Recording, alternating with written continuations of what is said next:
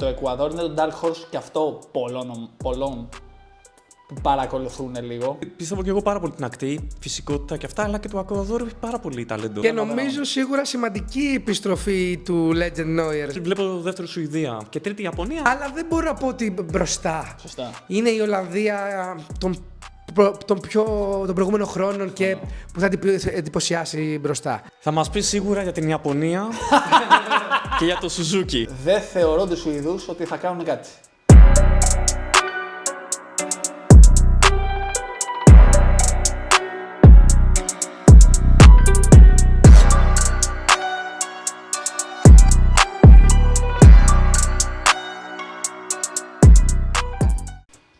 Συνεχίζουμε με 7ο και 8ο group, συγκεκριμένα με 7ο group. Θα πάμε στο Greece. Εντάξει, εδώ είναι ένας όμιλος λίγο περίεργος, δεν βλέπουμε πολύ μεγάλες ομάδες. Ξεκινάμε με Βέλγιο, Ιράν, Νέα Ζηλανδία και Αίγυπτος. Τα βλέπεις και εσύ όπως πιθανότατα περισσότερος κόσμος, σαν φαβορί? Κοίτα, εντάξει, εδώ πέρα θα πάμε με το Βέλγιο πρώτο. Παρότι δεν είναι η χρυσή γενιά, είναι ακόμα ο Ντεμπρό, είναι ο Λουκάκου, ο Κουρτουά, αλλά είναι στα τελειώματά τους. Ναι. Έτσι. Και δεύτερη Αίγυπτος. Ναι.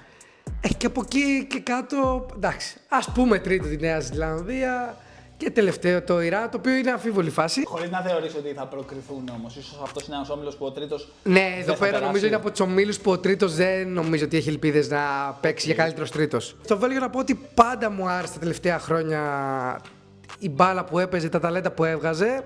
Ρούντι Γκαρσία προπονητής, εντάξει, έχει ένα experience, χωρίς να το θεωρώ κάτι το φοβερό. Ντόκου, φοβερή σεζόν φέτος. Θεωρητικά είναι ο star αυτή τη στιγμή, ναι. Με βάση δηλαδή και τη σεζόν που κάνει, πρέπει να τρώει και τον Ντεμπρό είναι από όψη σεζόν.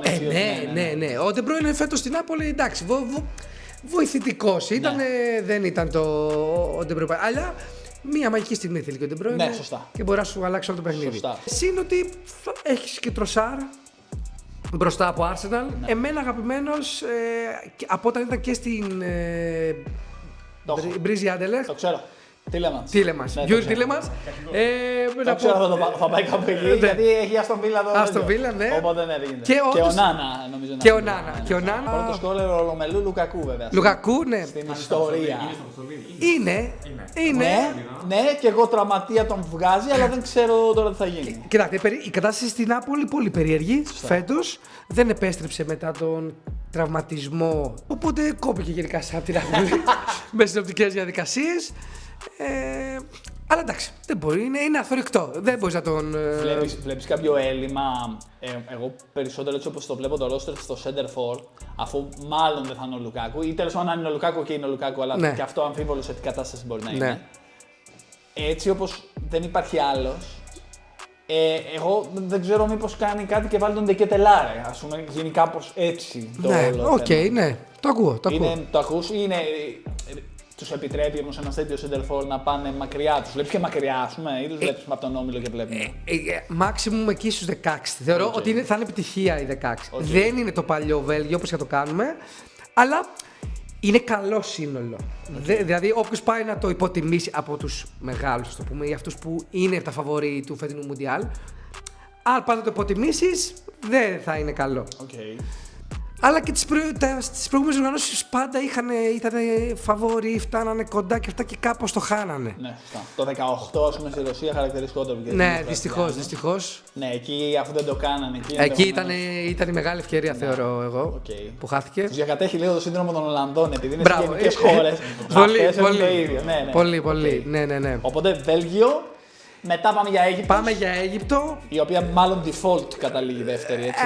Ναι. Εντάξει. Είναι πιο πάνω από Ιράν και Νέα Ζηλανδία. Είναι τώρα και η διοργάνωση που την ήθελε και ο Σαλάχ, έτσι. Τελευταία του, ναι. Τουλάχιστον για Μουντιάλ μιλάμε. Ναι. Εντάξει, έκλεισε και την καριέρα τώρα στην Λίβερπουλ, έκλεισε ο κύκλος του. Οπότε πάμε προς το τελείωμα, τη Δύση. Οπότε και στην εθνική ομάδα θεωρώ. Σούπερ. Αλλά θα είναι ωραίο το συνέστημα να περάσει στην επόμενη φάση και για το Σαλάχ και για την Αίγυπτο. Σούπερ.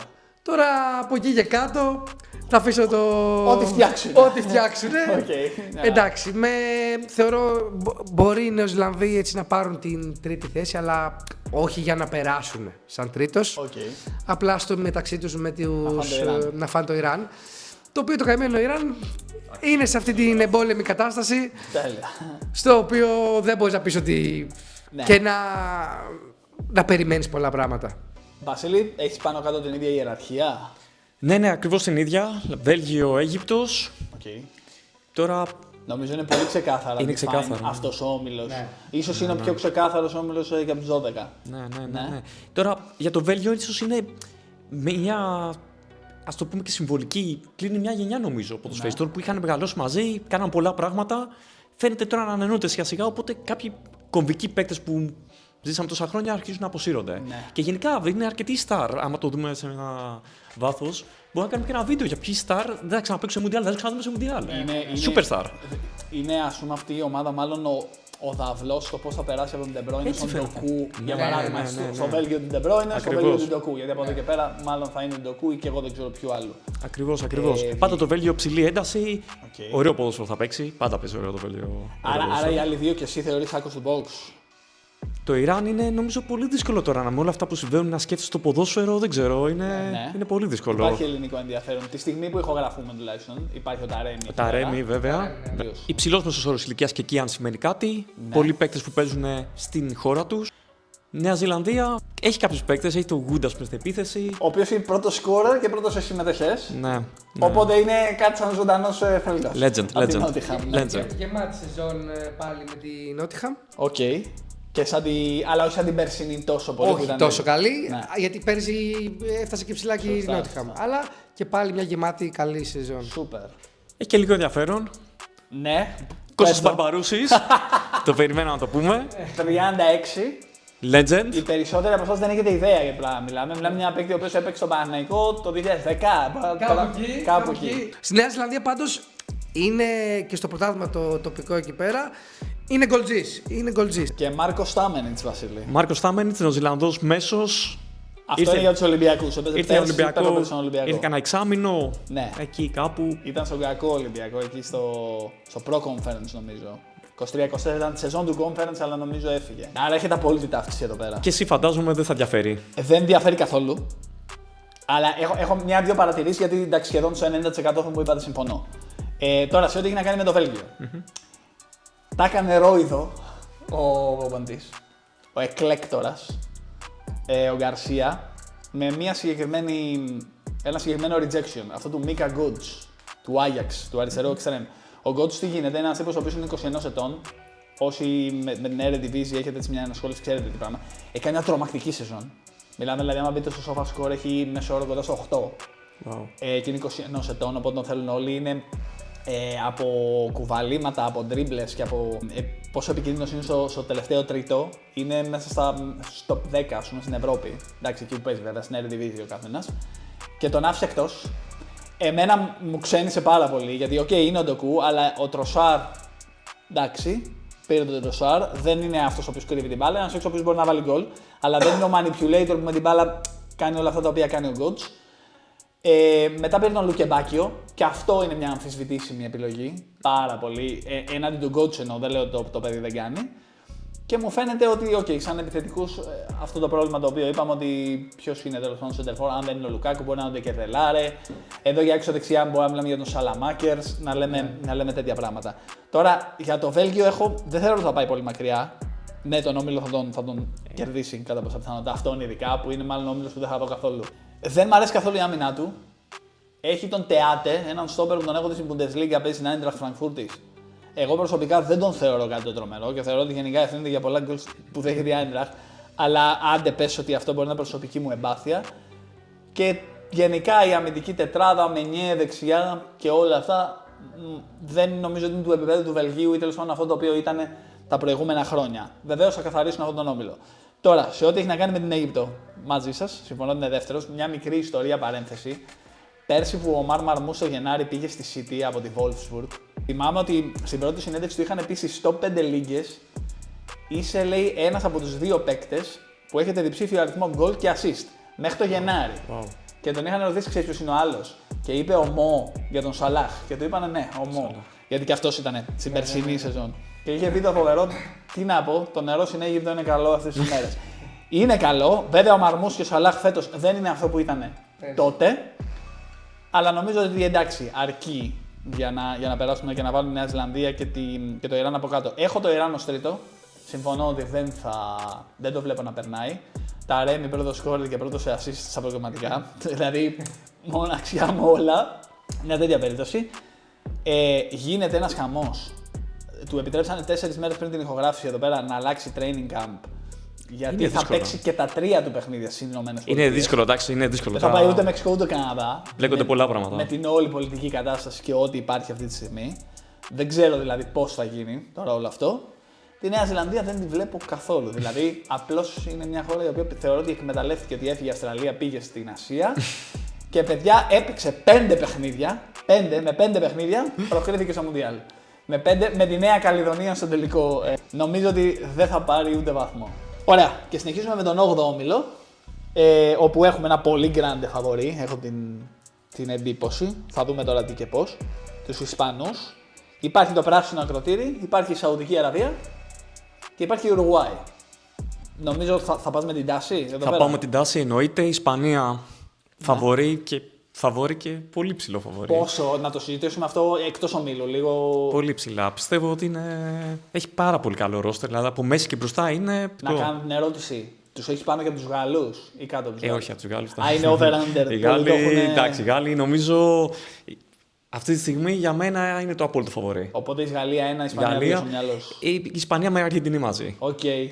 Θα πάμε πιο μετά. Πιο μετά. Αλλά η Ισπανία πολύ ψηλά. Αλλά νομίζω ότι ένα όμιλο με πράσινο ακροτήρι, Σαουδική Αραβία και Ουρουγουάη, νομίζω ότι μπορούν να βγουν πρώτοι. Εντάξει, και με καλό ποδόσφαιρο. Πάρα πολύ ποιοτική όλο το ρόστερ της Ισπανίας. Αξιοσημείωτο πρώτη φορά χωρίς παίκτη της Ρεάλ. Ναι. Απίστευτο. Πρώτη φορά. Απίστευτο. Έκοψε τον Χάουσεν, τον Καρβαχάλ και τον Καρέρας. Δεν υπάρχει κανένας. Από το 1930 και μετά, ποτέ δεν έχει ξανασυμβεί. Πολύ κατοχή να περιμένουμε. Πολύ κατοχή, περιμένουμε Λαβίν Γιαμάλ. Ναι. Να δούμε και σε ένα top επίπεδο. Ναι. Πήρε το Euro. Πήρε το Euro 16,5-17, πόσο ήταν, ναι. Πού θα φτάσει. Δεύτερη έχω την Ουρουγουάη προφανώς. Λάτρης του Μπιέλτσα.